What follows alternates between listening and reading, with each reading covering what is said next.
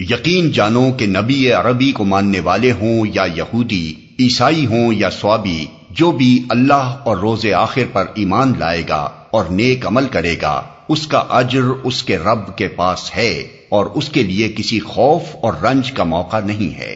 سلسلہ عبارت کو پیش نظر رکھنے سے یہ بات خود بخود واضح ہو جاتی ہے کہ یہاں ایمان اور اعمال صالحہ کی تفصیلات بیان کرنا مقصود نہیں ہے کہ کن کن باتوں کو آدمی مانے اور کیا کیا اعمال کرے تو خدا کے ہاں اجر کا مستحق ہو۔ یہ چیزیں اپنے اپنے موقع پر تفصیل کے ساتھ آئیں گی۔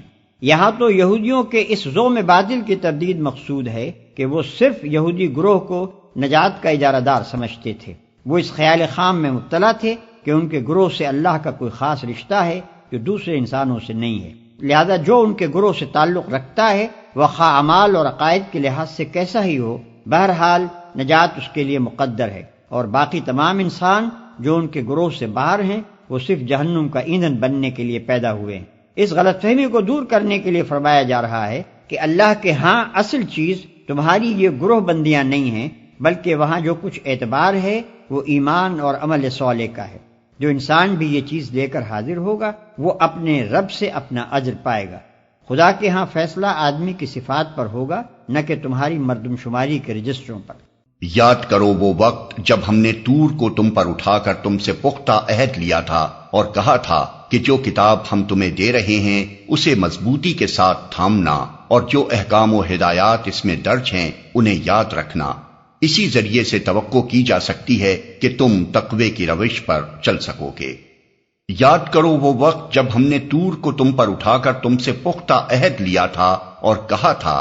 اس واقعے کو قرآن میں مختلف مقامات پر جس انداز سے بیان کیا گیا ہے اس سے یہ بات صاف ظاہر ہوتی ہے کہ اس وقت بنی اسرائیل میں یہ ایک مشہور و معروف واقعہ تھا، لیکن اب اس کی تفصیلی کیفیت معلوم کرنا مشکل ہے۔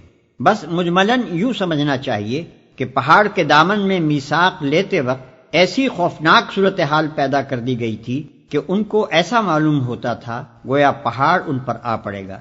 ایسا ہی کچھ نقشہ سورہ اعراف آیت 171 میں کھینچا گیا۔ مگر اس کے بعد تم اپنے عہد سے پھر گئے، اس پر بھی اللہ کے فضل اور اس کی رحمت نے تمہارا ساتھ نہ چھوڑا، ورنہ تم کبھی کے تباہ ہو چکے ہوتے۔ پھر تمہیں اپنی قوم کے ان لوگوں کا قصہ تو معلوم ہی ہے جنہوں نے سبت کا قانون توڑا تھا۔ ہم نے انہیں کہہ دیا کہ بندر بن جاؤ اور اس حال میں رہو کہ ہر طرف سے تم پر دھتکار پھٹکار پڑے۔ پھر تمہیں اپنی قوم کے ان لوگوں کا قصہ تو معلوم ہی ہے جنہوں نے سبت کا قانون توڑا تھا۔ سبت یعنی ہفتے کا دن۔ بنی اسرائیل کے لیے یہ قانون مقرر کیا گیا تھا کہ وہ ہفتے کو آرام اور عبادت کے لیے مخصوص رکھیں۔ اس روز کسی قسم کا دنیاوی کام، حتیٰ کہ کھانا پکانے کا کام بھی نہ خود کریں نہ اپنے خادموں سے لیں۔ اس باب میں یہاں تک تاکیدی احکام تھے کہ جو شخص اس مقدس دن کی حرمت کو توڑے وہ واجب القتل ہے۔ ملاحظہ ہو خروج باب 31 آیت 12 اور 17۔ لیکن جب بنی اسرائیل پر اخلاقی و دینی انحطاط کا دور آیا تو وہ علل اعلان سبت کی بے حرمتی کرنے لگے، حتیٰ کہ ان کے شہروں میں کھلے بندوں سبت کے روز تجارت ہونے لگی۔ ہر طرف سے تم پر دھتکار پھٹکار پڑے۔ اس واقعے کی تفصیل آگے سورہ اعراف رکوع 21 میں آتی ہے۔ ان کے بندر بنائے جانے کی کیفیت میں اختلاف ہے۔ بعض یہ سمجھتے ہیں کہ ان کی جسمانی حیت بگاڑ کر بندروں کسی کر دی گئی تھی، اور بعض اس کے یہ معنی لیتے ہیں کہ ان میں بندروں کی سی صفات پیدا ہو گئی تھی، لیکن قرآن کے الفاظ اور انداز بیان سے ایسا ہی معلوم ہوتا ہے کہ یہ مسخ اخلاقی نہیں بلکہ جسمانی تھا۔ میرے نزدیک قرین قیاس یہ ہے کہ ان کے دماغ بعینہ ہی اسی حال پر رہنے دیے گئے ہوں گے جس میں وہ پہلے تھے، اور جسم مسخ ہو کر بندروں کیسے ہو گئے ہوں گے۔ اس طرح ہم نے ان کے انجام کو اس زمانے کے لوگوں اور بعد کی آنے والی نسلوں کے لیے عبرت اور ڈرنے والوں کے لیے نصیحت بنا کر چھوڑا۔ پھر وہ واقعہ یاد کرو جب موسیٰ نے اپنی قوم سے کہا کہ اللہ تمہیں ایک گائے ذبح کرنے کا حکم دیتا ہے۔ کہنے لگے کیا تم ہم سے مذاق کرتے ہو؟ موسیٰ نے کہا میں اس سے خدا کی پناہ مانگتا ہوں کہ جاہلوں کی سی باتیں کروں۔ بولے اچھا اپنے رب سے درخواست کرو کہ وہ ہمیں اس گائے کی کچھ تفصیل بتائے۔ موسیٰ نے کہا اللہ کا ارشاد ہے کہ وہ ایسی گائے ہونی چاہیے جو نہ بوڑھی ہو نہ بچیا بلکہ اوسط عمر کی ہو، لہٰذا جو حکم دیا جاتا ہے اس کی تعمیل کرو۔